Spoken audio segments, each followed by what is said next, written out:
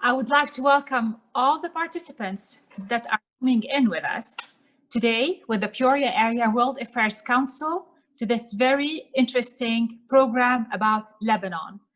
As you have been listening and watching the news, Lebanon has been, I would like to say, the star of the news lately. It is my pleasure actually to introduce our speaker for today. Dr. Hassan Yunus is a professor.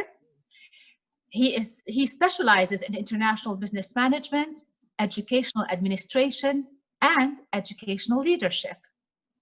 With degrees from Notre Dame University, Kedge Business School, and St. Louis University, Dr. Yunus has broad experience in university teachings.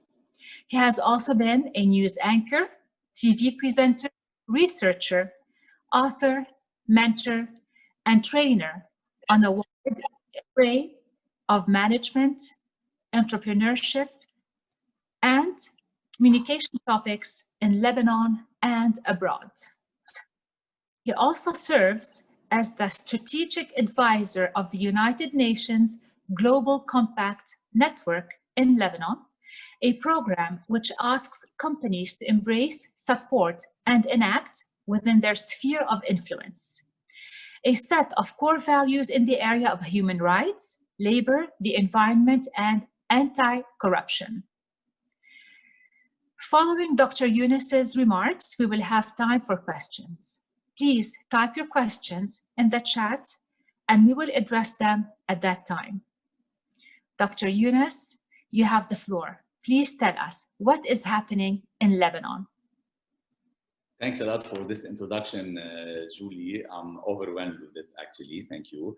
And thanks a lot for you and for Angela for having shown a great deal of empathy over the past 2 weeks in the aftermath of the disastrous Beirut explosion, which has taken place on the 4th of August. Actually, we decided to have this live before then. But all of a sudden we had that blast. I appreciate your kind words. I felt your emails. I literally felt your emails. So your feelings were transmitted digitally, and they reached me and they reached all the Lebanese. I can assure that. Actually, before digging deeply into the very complex situation of Lebanon, I'd like to say that my presentation will revolve around this title: what does it look like to be Lebanese in 2020? To arrive to the year 2020, we have to understand the context of Lebanon and to know what's Lebanon. How can we perceive this country which has been repeatedly a star of the news, as you've said, Julie. Unfortunately, it has been the star of the news over the past few decades from a negative perspective. So many people know link or relate Lebanon to the pictures of damage, of corruption, of disasters, of wars, of a turbulent area. Yet Lebanon can be perceived a bit differently through this little video, which I will start my presentation with. After having introduced myself via Julie, I'd like to introduce my Lebanon, then we will discover how Lebanon looks like. So this video is 5 minutes in duration, but I play only 1 minute of this video so that you can know what I'm talking about. So let's go with this video for a minute, okay?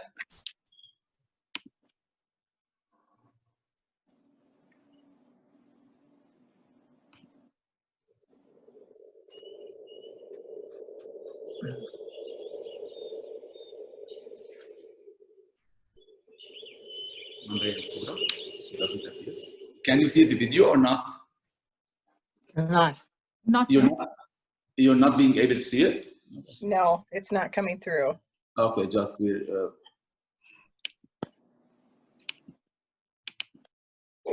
now. Still no.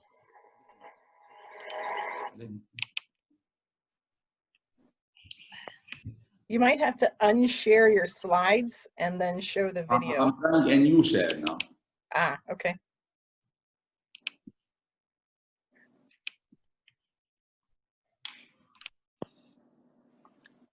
Dr. Yunus, while this is working, I would like to offer our condolences, our sympathy, and our love to the Lebanese people as well. I forgot to say that in the beginning. Thank you. Thanks a lot. Thanks a lot. Thank you. Thanks a lot. Can you see now? Yes, yes, it is up now. It's working now, yeah? Yes.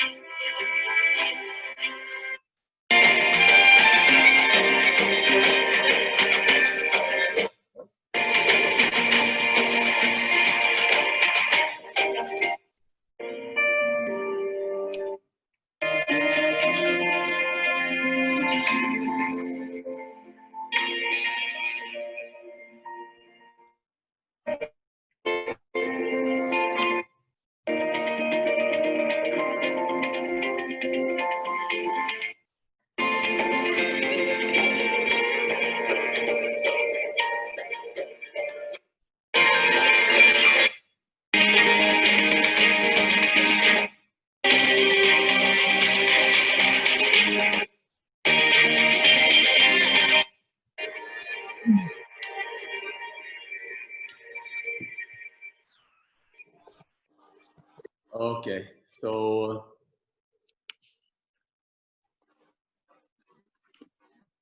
can you see me now using the other screen? Yes. Perfect. So this was a little introduction. I'll go back to my PowerPoint. Can you see the PowerPoint now? No. Okay, so we'll fix this PowerPoint. It's okay. So you'll be able now to see the PowerPoint. Okay, just a moment. Okay.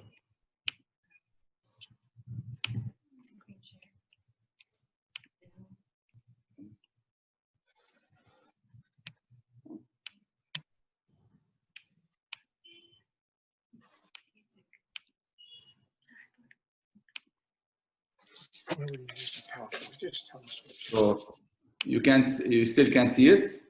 No. Okay. Oh, Now we do. you know? Is it a did you know? No, not the did you know, the PowerPoint. Not yet. Okay.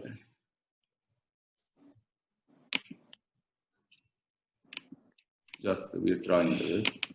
Okay. There you go. Okay, perfect. Okay, so I've been introduced by Julie. Actually, as we are talking, this presentation will be downloaded to my website, hassannews.com, and you'll have the chance to check it at the end. So all the notes will be there. Actually, this is the map of Lebanon. The history and the geography of Lebanon haven't been on our side. Definitely, we have a very good strategic location. However, it's a double-edged sword. You can see from our east and from the north, we have the Syrian borders. This means that we have always had the spillover of the Syrian conflicts to Lebanon. This has worsened with the war on Syria starting the year 2011. Over the past 9 years, we've had a large destruction to our infrastructure. We were the resort for around 1.5 refugees. from 1.5 million refugees from Syria, and our population is barely 5 million. So this was a great burden to us, in addition to the confrontations between the different groups in Syria, including some Lebanese groups who have participated in the war in Syria. So we had the threat from ISIS, from Al-Nusra Front, and from many other extremist groups who leaked to Lebanon through the different borders. This has created a lot of uncertainty over the past 9 years. And definitely before the year 2011, the situation with Syria was never stable. From the southern borders, we have the Israeli entity, and you know the whole story with the different wars we have witnessed with Israel, the last of which was the 2006 war. And due to this, to having this uncertainty on our southern borders, we always have a volatile situation, uncertain situation, and this has many negative economic repercussions, one of which is capital flight and the high level of risk that we witness and that multinational corporations might witness if they decide to do business in Lebanon. And when I say that history has never been on our side, due to our good geographic location, strategic one, we have been always vulnerable to many occupations, many mandates. So since the days of the Phoenicians, the Canaanites, the Ottomans, the French mandate, and the list goes and goes. So we are always vulnerable for such things. So this is okay. I'll be explaining in 5 minutes the context. I'll not go into the history. Just I want to say that we've witnessed a civil war for 15 years, from the year 1975 till the year 1990, and the civil war has ended in Saudi Arabia in a city called Al-Ta'if, where the lords of war, who are the representatives of their sects and of the major Lebanese parties, met. They were the partners in crime and they were the partners in peace. This is very sarcastic and ironic, actually. They've met in Ta'if under the patronage of some Arab states, especially Saudi Arabia, the Kingdom of Saudi Arabia, and they decided to end the war. And kind of a new constitution for Lebanon was shaped back then. But the repercussions of this agreement are still being felt till date, because the sectarian quota has become prevailing in Lebanon. Everything has to be divided by the 6 major political parties, by the 6 major sects in Lebanon. And the civil peace in Lebanon is preserved by power sharing. Whenever a piece of the pie isn't reserved for one of the major sects or one of the major parties, the civil peace is jeopardized, is put at risk. And yesterday night, we've witnessed in one of the areas in Lebanon, around Beirut, the merge of a little war, which has ended due to certain agreements. But this might escalate at any point of time. Okay, then I'll jump to the year 2005. Lebanon witnessed the assassination of our former Prime Minister Rafiq Hariri, who was killed by a car bomb in Beirut. And definitely we've had a tribunal, the Lahai Tribunal, was investigating over the past 15 years regarding the underlying reasons of this assassination and who was behind that. And the picture is still vague till the moment. The results were disappointing to all the Lebanese, to the 2 major camps in Lebanon, who are the 8th of March, who were pre-Syrian presence in Lebanon, and the 14th of March, who were against the Syrian presence in Lebanon. So we've paid $800 million, or around $1 billion, for this tribunal over the past 15 years, and we don't know clearly the identity of those who have assassinated our former Prime Minister. And definitely the year 2005 was a major milestone in the history of Lebanon. Afterwards, there was a clear division between, as I said, the 8th of March, okay, and the 14th of March, 8th of March 2005 and 14th of March 2005. The different political parties find themselves in either one of these two camps. If you were wondering, Hezbollah belongs to the 8th of March. So in the year 2006, we had the war with Israel, and many areas, especially in the southern suburb of Beirut, were completely destroyed. We've had around 1,000 martyrs, and some areas in southern Lebanon and in Bekaa, which is another area in Lebanon, were destroyed drastically in the aftermath of this war, which ended in August 2006. Israel back then, when the war started, had certain demands. These demands weren't met at all. Okay, that's why Hezbollah considers his party and Lebanon victorious in the war with Israel, not based on the number of deaths or on the number of injuries or on the extent to which the damage has taken place, but based on not having met the demands of Israel, based on which the war started. In May 2008, a very unfortunate events started in Beirut, in our capital. Gun battles have started between representatives of Hezbollah and other political parties. It was a sectarian gun battles between the Sunnis of Lebanon and the Shias of Lebanon. Very unfortunately, we are using this sectarian language, but this was the truth. The aftermath of 2008 were very tragic, and the problems started even before the 8th of May. And as usual, we can't solve our problems locally. We had to resort to Doha, which is the capital of Qatar, and the Doha Agreement ended this chaotic situation in Lebanon after lots of negotiations between the same people who were in Ta'if in the year 1989. The same warlords, the same heads of the sects and heads of the political parties met in Doha after 19 years, and the story has repeated itself. And from the year 1989 till the year 2008, despite the corruption, the negative economic repercussions of all the events that have taken place in Lebanon, every 4 years we have parliamentary elections because our regime is parliamentarian. The Lebanese vote for the same people. And this has happened also between the years 2008 and the year 2020. As I said in my introduction, the Syrian war started in the year 2011, and being on the borders with Syria, we definitely get the spillover of the Syrian war to Lebanon.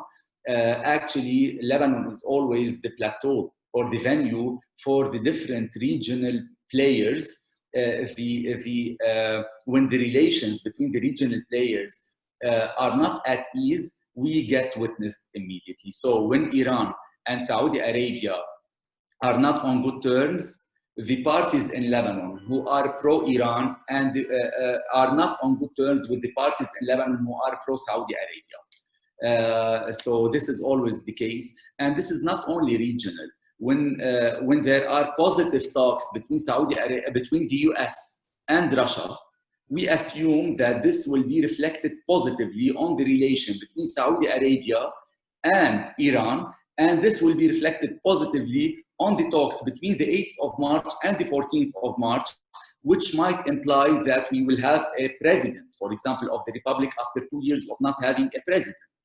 This might imply that we will have a head of a cabinet after 18 months of not having a prime minister. So it's linked even to the talks between the USA and Russia, or between the talks of P5+1 and Iran over their nuclear deals. So any positivity internationally or regionally can be felt in Lebanon. This is very unfortunate, we have never been decision makers by ourselves. We are always the mailbox for these regional and international players.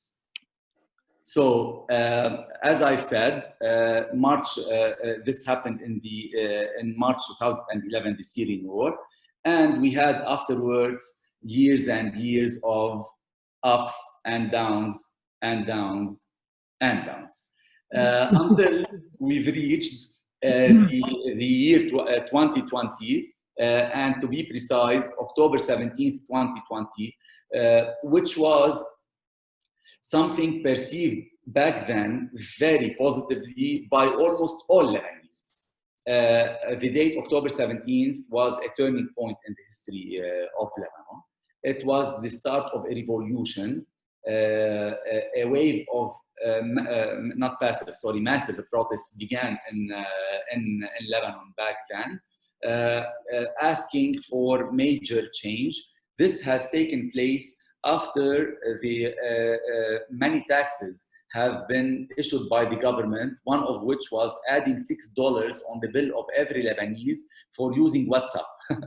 This was the assassination of François Ferdinand in the year 1914, which has started the First World War. This started the revolution. The $6 on WhatsApp, definitely it was the result of accumulation of unjustified taxes, because the government needed the revenues and they were searching for any source of revenue in an unjustifiable manner. Okay, so Dr. Yunus, yeah. Can I interrupt just briefly? Do you mean 2019? Yeah, 2019, yeah. And no, that's okay. And is the $6 tax, is that annual or monthly? Monthly. It was supposed to be okay. monthly, but okay, I'll skip the slide because there is a mistake in it. So it will be corrected before uploading it to the website. Definitely, I mean October 19th. Thanks for the correction. This was one of the measures which were unjustifiable by the cabinet. The cabinet back then was the prime minister back then was Mr. Saad Hariri, who's the son of the late Prime Minister Rafiq Hariri, who was assassinated in the year 2005. After two weeks of this assassination, Mr. Hariri resigned from the government because the protesters asked for the resignation of everyone in the parliamentary body, in the governmental body, in the judicial body, the head of the Republic of Lebanon, President Michel, everyone was asked to resign. Apparently, this wasn't a solution for that, because with the resignations, even if the resignations took place back then, there was no concrete alternative by the protesters. Definitely, any revolution is chaotic in its beginning. Yet, with the evolution of the revolution, if I may say, a clearer agenda should have emerged. Who will replace these political leaders? Bearing in mind that the situation in Lebanon is very fragile, is very sensitive, because as I've said, these political leaders are the leaders of their sects, of their confessional groups. So if you want to get rid of Saad Hariri, then the Sunni sect will be highly dissatisfied. So as if you're undermining their power in Lebanon. If you're accusing the Speaker of the Parliament, Nabil Berri, then you're accusing the whole Shias in Lebanon, because the Speaker of the Parliament has to be Shia. As per Doha Agreement, which has taken place in the year 1989. The Prime Minister has to be a Sunni, and the President of the Republic has to be a Maronite Christian. And the President of the Republic's authority has declined after the Ta'if. And the authority was delegated mostly to the Prime Minister, who is Sunni. So if you want to show, to be revolting, the major problem was that there was no major alternative. And the different civil society organizations, this is my perspective actually, as Hassan I'm talking. the different civil society organizations and the different political groups which are not sectarian didn't have a common agenda to confront those who were in power since 30 years. And those who are deeply rooted in power won't resign out of a sudden or say that I want to be outside the scene. It's not realistic, because despite having hundreds of thousands of people revolting in the streets, there were at least 50% of the Lebanese population still want those corrupted leaders to stay in government. So you can't make, for me, you can't make a revolutionary change in Lebanon. This is very unfortunate. You can. Our regime, as I've said, is parliamentarian. If I were in the seat of the protesters, I'd insist on one demand, which is an early parliamentary elections. Okay? If we change the face of the parliament, which we change 60% of the parliament, we have 128 seats in the parliament, divided 64 for the Muslims and 64 for the Christians. And the Christians compose 1/3 of the Lebanese population. And the other 2/3 are for the Muslims, Sunnis and Shiites, and the Druze, who are 5% of the population, yet they are categorized underneath the Muslims. So if you change 30, 40, 50% of the parliamentarian members, then you will be able to change the speaker of the parliament. Then you will be able to choose the cabinet that you want and to choose the president of the republic that you want. Yet we had the chance 2 years ago with the parliamentary elections, which have taken place, if I'm not wrong, in the year 2008, and we nearly had the same parliament. And the electoral law was changed back then, but we had the same parliament. So we are to be blamed. We as Lebanese are to be blamed for that. The next parliamentary elections are in 2 years from now. I hope that major changes take place. Otherwise, the history will keep on repeating itself. And I guess that we need an early election. Otherwise, things will be escalating. Right now, in the aftermath of August 14th, the current Prime Minister has also resigned based on the demand of the people, actually, and of the victims of the August 4th blast. Okay, so the economic repercussions of the October 17th revolution were the harshest in Lebanon's modern history.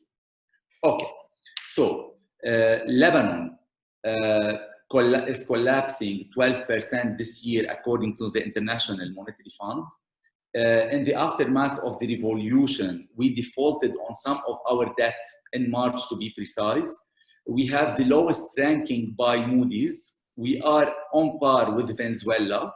We have talks with the International Monetary Fund to get a subsidized loan of $10 billion, but the Ministry of Finance is not being able to show the same figures, the same numbers as those of the Lebanese Central Bank to the IMF.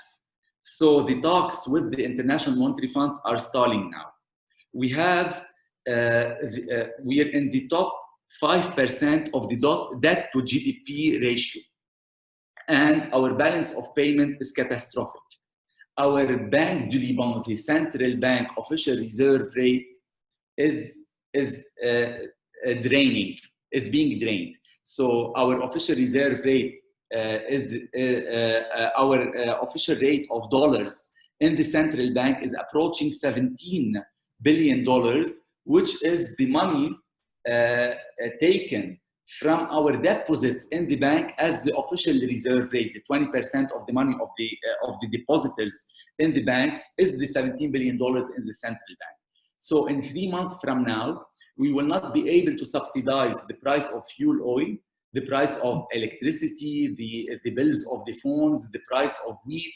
We will not be able to subsidize them. Currently, we are subsidizing them.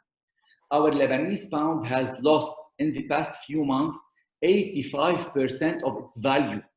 So $1 used to be 1,500 Lebanese pounds. Now you need 8,000 Lebanese pounds to get $1.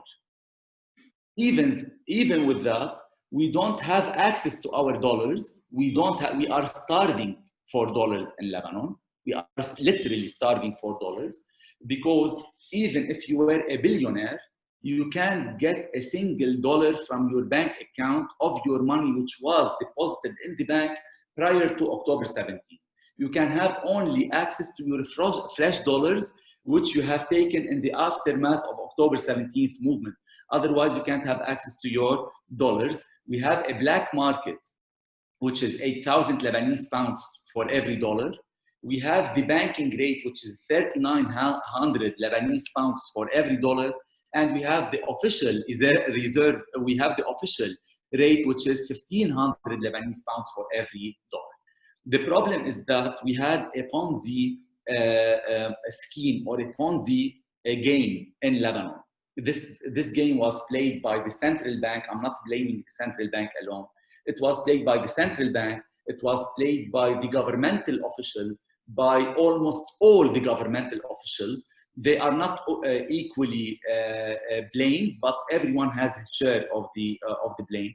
The Ponzi scheme is a form of fraud that lures investors of very high interest rate. It exceeded a 20% interest rate on your deposits in the banks, and you pay profits to the earlier investors from the previous ones.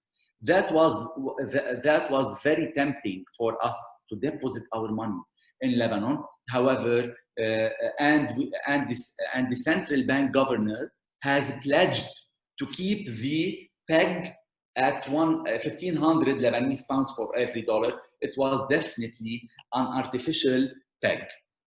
Now we are witnessing inflation, very high level of inflation, very high level of unemployment.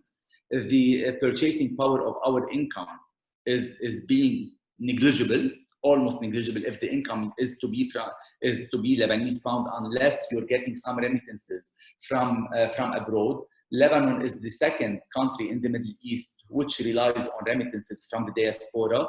We have 5 million Lebanese citizens in Lebanon, but we have more than 20 Lebanese citizens abroad who have brilliant success stories, and they are the source of our pride.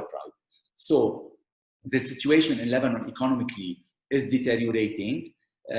According, for example, to the World Food Program, in the year 2018, we had 44,000 families living underneath the poverty line in Lebanon in 2018. According to WFP, World Food Program, and according to World Bank, more than 50% of the Lebanese now live underneath the poverty line. And according to the Minister of Social Affairs, more than 70% of the Lebanese are in need for help now. So this is worsening things more and more. So I'll continue the story. These figures and the banking, okay, just if I may say, one of the competitive edges of Lebanon is its banking sector. Due to the banking secrecy, we share the same standards as those of Geneva, of Switzerland. We were the panacea for the different sources of capital from the Gulf region, from the Arab world, from the Middle East, from different areas from the world. Our banking was the panacea. Now, people have almost zero trust in the banking sector in Lebanon. In November and December, more than $5.4 billion were withdrawn from the banks. The Lebanese now have in their closets and under their pillows more than $5 billion because they have no trust in banks. So this has even increased the problem more and more. It has killed the banking sector in Lebanon. I don't know, there are certain circulars now to revive the banking sector, but I guess it depends on the talks with the IMF. We are in dire need for these $10 billion of loans, definitely. But if we get them and we implement our strategies as we've implemented it, with the conferences that have taken place to help Lebanon with Paris 1, Paris 2, and Paris 3, then these $10 billion will end in the hands of the corrupted governmental officials, and the help will be futile, will not lead to any level of productivity. So we need to have certain reforms. We have to promise to have these reforms. Otherwise, it would be futile to get the $10 billion. And I guess on the 21st of February, the first case of COVID-19 pandemic, on the 21st, I guess, it was my birthday. On the 21st of February, the first case of COVID-19 was announced in Lebanon. Things were in control in March and April. We used to have 10, 20, 35, 15 cases per day. Now we are having like 600, 700, 500 cases per day. Our population is 5 million, as a reminder. With the COVID-19 pandemic hitting Lebanon, we had several lockdowns. I guess at least 2 lockdowns, each was for like 15 days. The whole country closed. The restaurants closed. I'd like to say that we rely on the tourism sector in Lebanon, on the hospitality sector. In the year 2008, we had 2 million tourists visiting Lebanon, and this contributes to 20% of our GDP. Now we have 90% of our hotels in Beirut destroyed due to Beirut blast. And with COVID-19 and with the lockdown, we definitely reached 0 tourists at a certain point of time. That's why our GDP is suffering as never before. So COVID-19 had social repercussions, economic ones, political ones, etc. The assignment of the new cabinet coincided with the with COVID-19 pandemic. That's why it wasn't productive. It wasn't productive at all. Not because they are not necessarily because they are corrupted or because they are implementing the agenda of the political parties which have nominated them, but partially due to COVID-19 pandemic. So definitely we reached this date, which is the 4th of August, which made Beirut a disaster city. This year was Lebanon years from hell, literally. It was a devastating explosion. It was a crime against humanity. Imagine that those who have demolished Lebanon during the Lebanese Civil War, which lasted for 15 years, were sharing the pieces of the pie together, and they've let us sleep on a nuclear bomb for 5 years. For 5 years, we were sleeping on a nuclear bomb.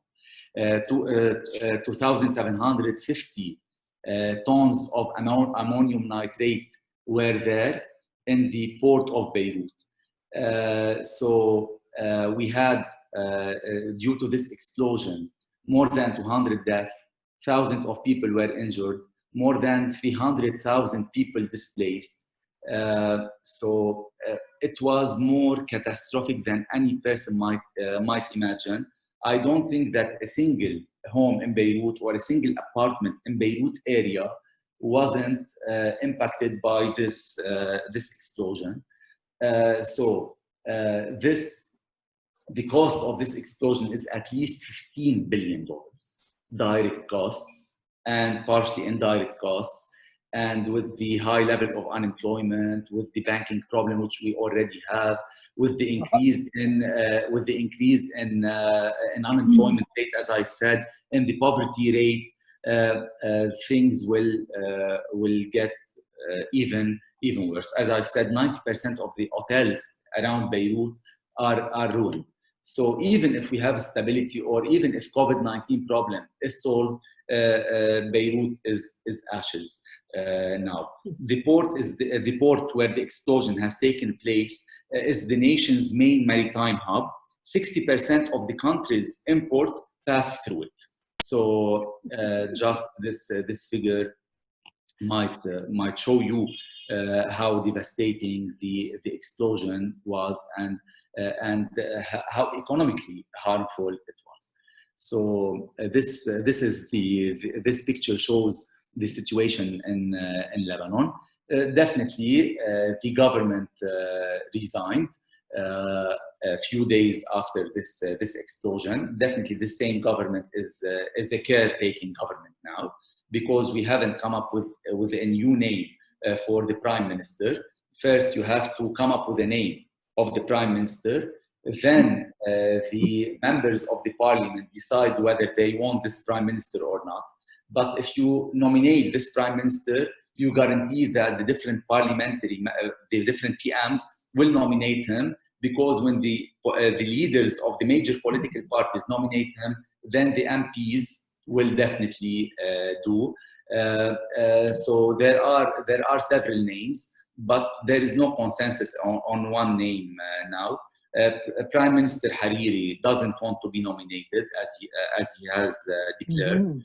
Macron, the president, Emmanuel Macron, is visiting Lebanon in the beginning of September, and I guess we have to find a name before his visit, because a few days after Beirut's blast, he visited Lebanon. This was all over the news, and he said that we are willing to support Lebanon, yet our aid won't go to the Lebanese government directly. It will go to civil society organizations, it will go to NGOs, etc., because we don't have trust in the government. And he has met with the major sects representatives, who are the political leaders, on a round table, and he was very assertive in the need of reforms. Some reforms have been promised back then.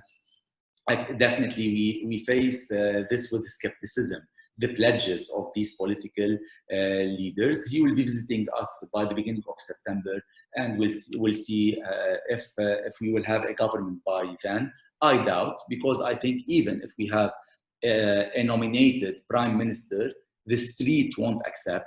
When I say the street of October 17th won't accept.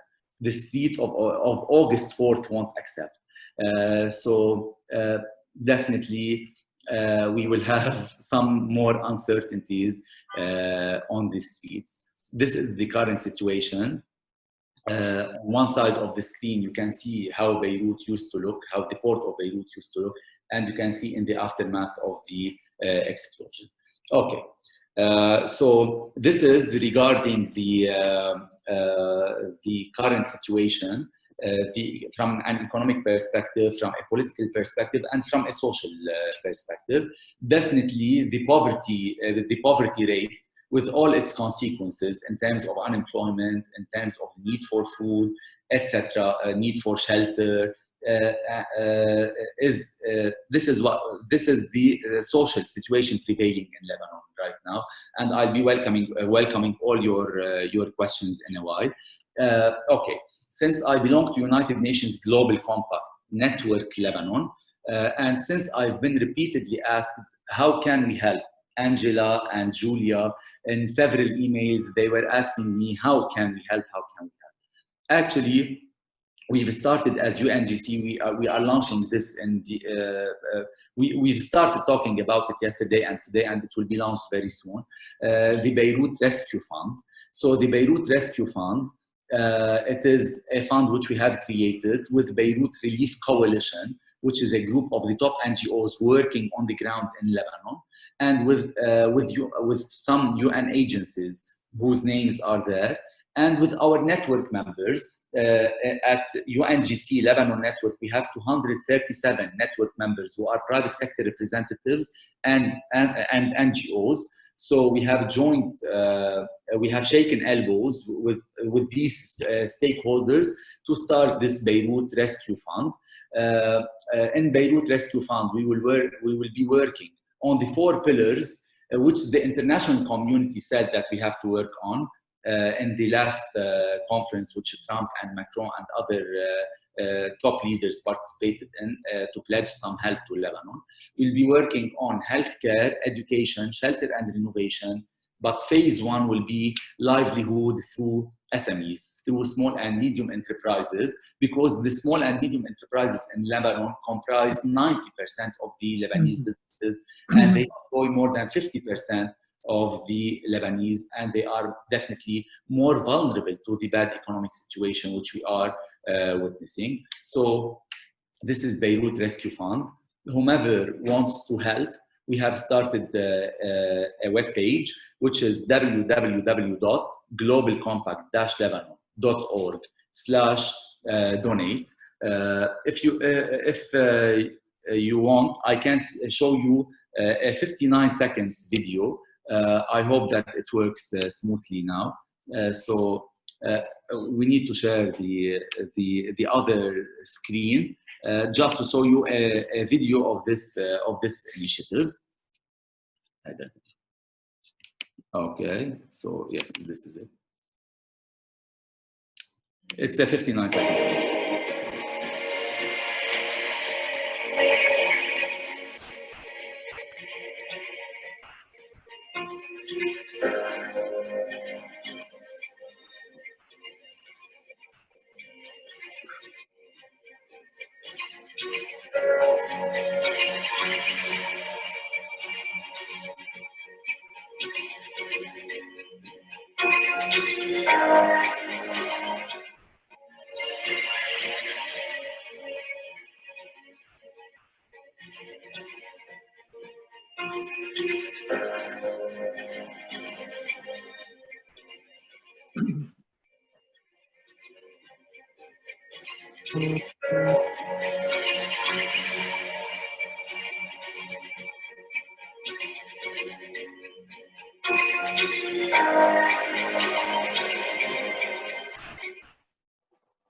So, okay, so this is it.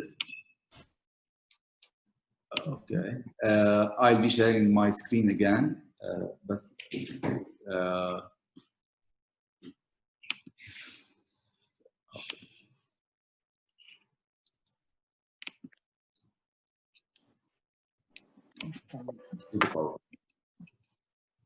So you can see the website again, yeah? Mm-hmm. Angela, Julia, you can see. Yes. Okay. So this is the website for your support. If you want to support this initiative, definitely, and you can have further insights about, on the website. The content of this page is being updated around the clock, because we are deciding on our steps as we are speaking, actually. So this is my website. I assume that this presentation has been uploaded there. It's my blog. It is uploaded, so you can see it now. So this is all what I have. Definitely, we can talk about the Lebanese situation for days and days due to its complication. It's not comprehended. Definitely, there are many perspectives. There are many stakeholders, many players who have an impact. Okay, I leave the floor for you. Thank you so much. This is a wealth of knowledge. And now I will turn to Angela. She's going to be presenting the questions that we have from our participants. I'm going to stop sharing your page, if that's okay with you, Dr. Hassan, or Dr. Yunus, rather. And that way I can see the chat a little more clearly. There were a couple of folks who sent me questions. And so I want to start with those two, if you don't mind. The first is, what is the role of the youth in rebuilding Beirut with the little resources they have? Okay. An organization called Youth in Rebuilding Beirut. Okay, so there is a secret behind being Lebanese. That's what we always repeat in Lebanon.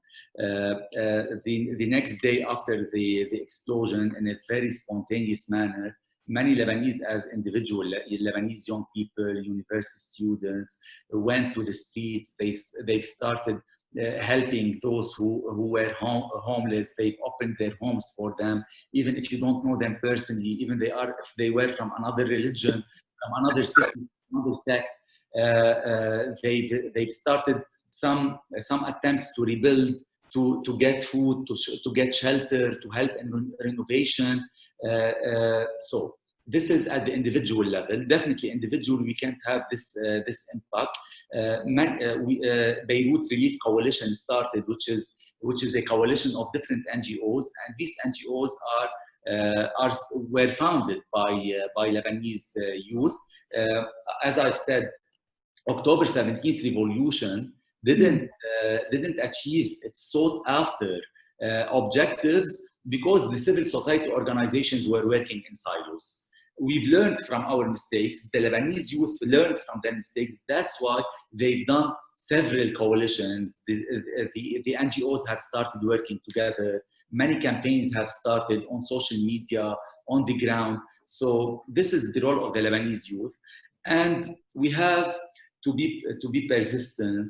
We have to resist the temptations of going abroad. I don't blame anyone who decides to leave Lebanon now. But many Lebanese youth still have faith in this country, still have a belief in it. So I hope that we keep this faith, this hope. This is our obligation towards Lebanon. That answers, at least in part, the second question that came to me through email. What can give Lebanese people a bit of hope to stay and dream for a better future? What kind of concrete suggestions might you have for the people of Lebanon? Okay. If I look at the different, if I look at the political, economic, socio-cultural, environmental, legal perspective in Lebanon, and if I were to be rational, purely rational, I tell any of my students, if you have the chance to leave, there is no hope. If I were to look, especially zoom into the political scene in Lebanon, there is no hope. The figures speak for themselves. However, our tenacity, our perseverance, our culture of risk aversion, having been accustomed to several wars throughout our history, might give us this hope. I rely on the Lebanese youth that they will vote in a correct manner in the upcoming parliamentary elections, at least, to hold these governmental officials accountable, to have their loyalty to their nation, to their country, not to their political group. Our political affiliation and our sectarian affiliation in Lebanon comes first before our national affiliation. If this picture is reversed a bit, then we might have hope. If we were to vote to the same governmental officials, then it's a hopeless case. And one of our good friends has returned to Lebanon with that kind of hope, that Lebanon comes first and sectarianism comes second.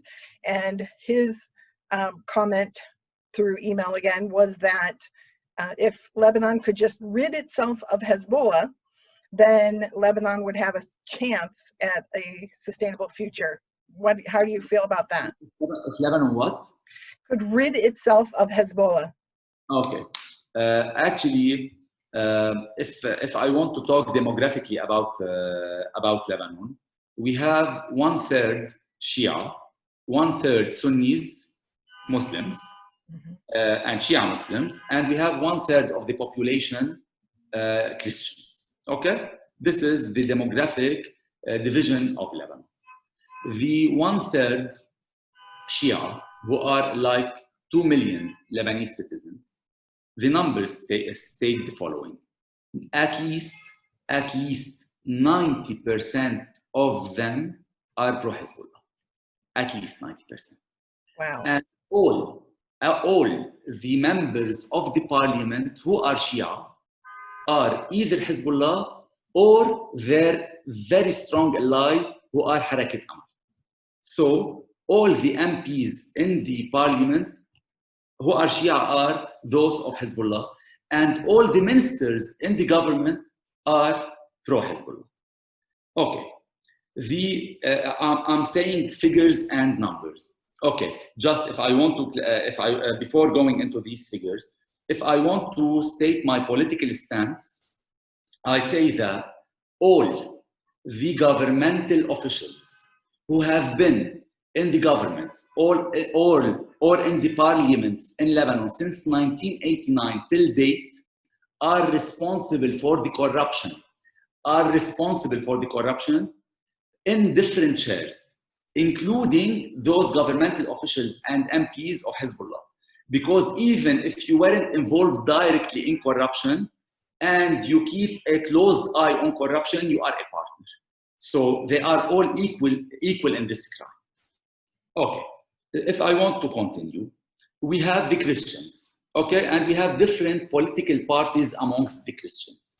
At least 50%, and I'm referring to the latest parliamentary elections. At least 50% of the Christian political parties are pro-Hezbollah, and they are partners with them in March 8th camp.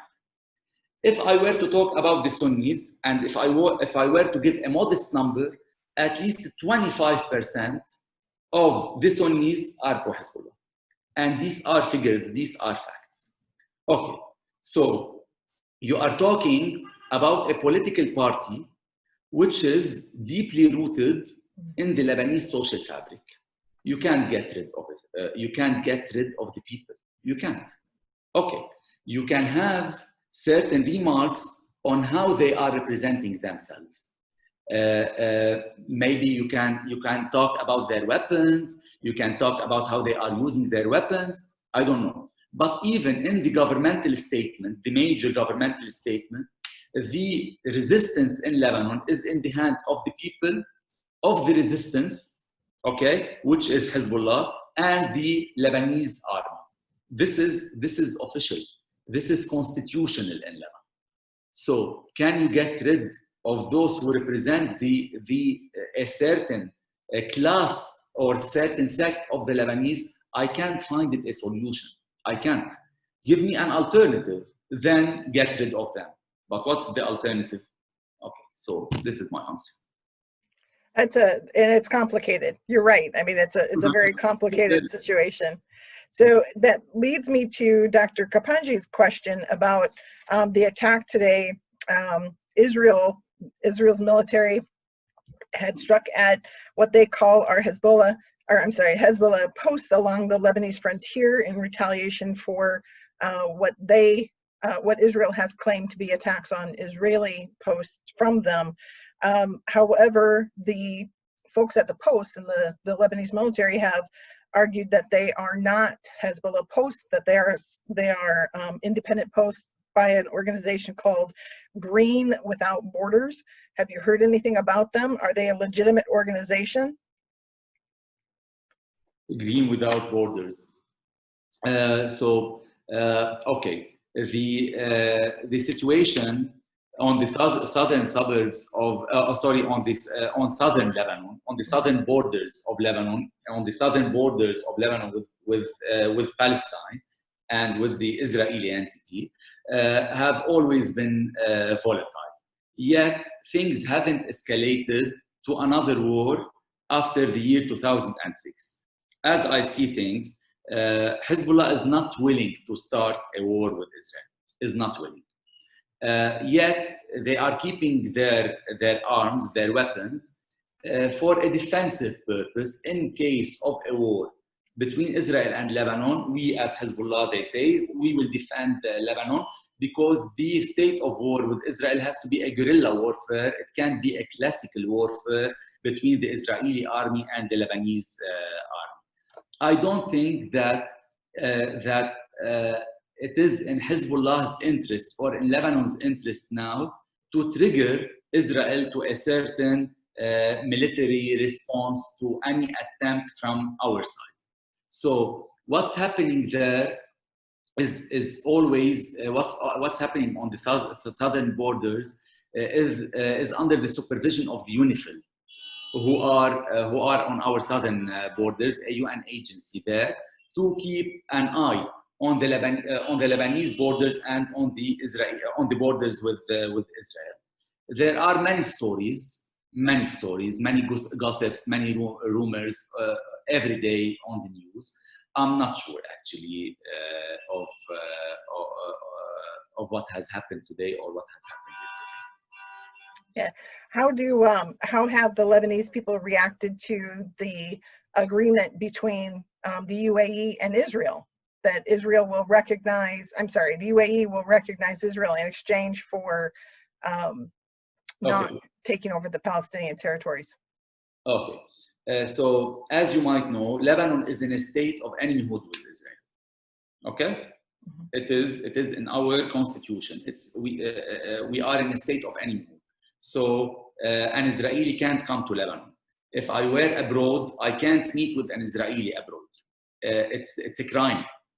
I'd end up in jail. So this is we have been raised on that. Okay, and lots of Lebanese have a strong belief in that. And we definitely had many wars with Israel, and and many massacres have taken place in Lebanon due to the Israelis' wars on Lebanon. So the issue of enemyhood is very emotional when it comes to the Lebanese. Definitely, the extent to which it is emotional is different from one Lebanese sect or from one Lebanese region to another. The people in southern Lebanon, who are mostly Shia, have a very strictly announced the state of enemyhood with Israel, and they won't accept any attempt to talk about a peaceful thing with Israel. In other areas in Lebanon, the same situation applies. Since we are in a state of enemyhood, you can't disclose your opinion regarding a peace talks with Israel on digital media, or you can't dare to talk about this in public. So at least 80% of what was written digitally or even in print or in the discussions between the Lebanese people was strictly against what has happened with UAE and Israel, at least 80%. Okay? Okay, very good. When I say 80%, I'm almost sure of the figures because me as Hassan, I don't belong to one area.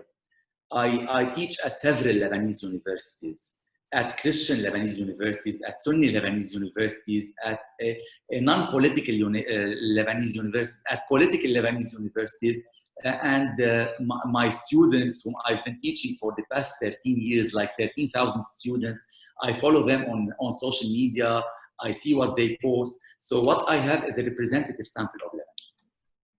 Okay. God bless you for juggling all of those balls. I think if you all don't mind, I have one more political question, perhaps not a political, but a socio-political. So when you mentioned the Syrian civil war, and I know that Lebanon welcomed a lot of refugees from Syria who were, yes, 1.5 million. That's a third of your own population. Yeah. And so that's a heavy burden. Then throw in the political unrest, the lack of the ability to get a government in place, then throw in COVID, and now throw in the bombing in Beirut. Where do you see the future of settling the massive refugee issue along with all of your own domestic issues as well? Okay. So our own domestic issues are highly overwhelming. Our resources are barely sufficient to meet the dire needs of the Lebanese population. Yet, from a humanitarian perspective, you can't tell a citizen whose country is suffering from a war that you are not welcome in my country, and both countries are neighbors. They are Arab countries at okay. One thing, it's a double-edged sword. The Syrian citizen who used to get 450,000 Lebanese pounds in Lebanon used to get $300 and used to send $300 to Syria, which is a fortune in Syria. Mm-hmm. Now, the 450,000 Lebanese pounds are like $60. So Lebanon isn't sexy anymore for these employment opportunities for Syrians, or even for Egyptians, or even for many domestic helpers who used to be in Lebanon from Bangladesh, from Sri Lanka, from Ethiopia, etc. So I guess with this devaluation of our Lebanese pound, Lebanon won't be as tempting as before for Syrian refugees. Whenever they find that their borders are open, the war in their areas aren't as harsh as they were, I guess automatically they will go back to their countries. And it's not actually, despite the state of neighborhood and despite the humanitarian sense that we should have as Lebanese, it's not only our issue. We can't afford this burden. Even if we are willing to, we don't have the resources. Our infrastructure is broken. Our resources are not sufficient. We are in dire need for the basic resources. It's the responsibility of the international community to share this with us. And the international community isn't doing enough. We have to acknowledge the problem first. And that's probably the biggest hurdle from the beginning. There are a couple of quick notes that were added to the chat. The website for the Global Compact -lebanon.org/donate is there. I'll give a quick note to all of us here in the United States. If you do make a donation to a foreign country, your credit card may ping you just to make sure that you know what you're doing and that it's okay. I will say that when I made my donation to the Lebanese Red Cross, my bank called and said, you know, somebody's trying to use your card for something international. And I said, no, please let it go through. So just know that it's a legitimate organization. And so, but your bank may check up on you. Actually, we are a UN initiative. So we are that, and we are endorsed by UNGC New York for this initiative, and with other UN, from other UN bodies. Just I want to assure that the payment gateway is super safe. It's one of the safest. We have a very safe payment gateway when you click donate. So I myself was sure, I was involved in the talks with the payment gateway. Okay. Good, very good. And I will try it out today and let anybody know if there's any issues. But I also, as I said, I donated through the Lebanese Red Cross, and that too is a very safe site. So if anyone is interested in donating through them, if you are not interested in doing it online, Corey's on North University is hosting a breakfast on Sunday to raise money for the Lebanese Red Cross. And so you can go give money here in Peoria, and they will send it on. All your choice if anybody wishes to help. And beyond that, if no one else has a last minute question, Julia, do you have anything to add? I don't have anything to add. I want to thank Dr. Hassan Yunus for being our guest today, and for all the participants who have joined us through Zoom. And I hope you join us again. Thank you. Yes, thank you. Thanks a lot for hosting me, Julia and Angela. I'm very glad to have shared my insights with you. Definitely, as I said, there are many dots in Lebanon. There are many stitches. It's very difficult to connect these stitches or these dots. I've tried to be as objective as possible, but we can never get rid of our subjectivity. Sorry if I were a bit subjective in some manners. I've tried to be objective as much as possible and to provide some figures, some numbers. Definitely, when it comes to Lebanon, it's extremely emotional to me. I've been resisting the temptations to leave Lebanon for the past 18 years. I'm 36. The temptations have started when I was 18. I hope that I will be able to stay in Lebanon, to fight for Lebanon. I aim at, if I say to myself, if I leave, who else will stay? If I leave, my students will follow. Those who consider me to a certain extent their role model, my students, little young people. So I will be disappointing them. I hope that we get the necessary support in Lebanon. We support ourselves primarily to stay in our beloved country. Thanks a lot for hosting me and for being excellent listeners. Yeah, thank you. This has been very informative, and I think you did a very good job of being balanced. With that, on behalf of the Peoria Area World Affairs Council, I wish you all a good weekend. If you have not become a member yet of the World Affairs Council, please do so at paywac.org, PAWAC.org. And again, I will post the web address that Dr. Yunus shared with us on our website, and so you can just click and go to his donate button from there. Otherwise, we're going to take next Friday off and then resume with a program on September 11th, about September 11th. And so everyone have a terrific weekend and a great Labor Day weekend, and please let me know if you have any questions or concerns at director@paywac.org. Thank you all. Have a wonderful weekend. Thank you.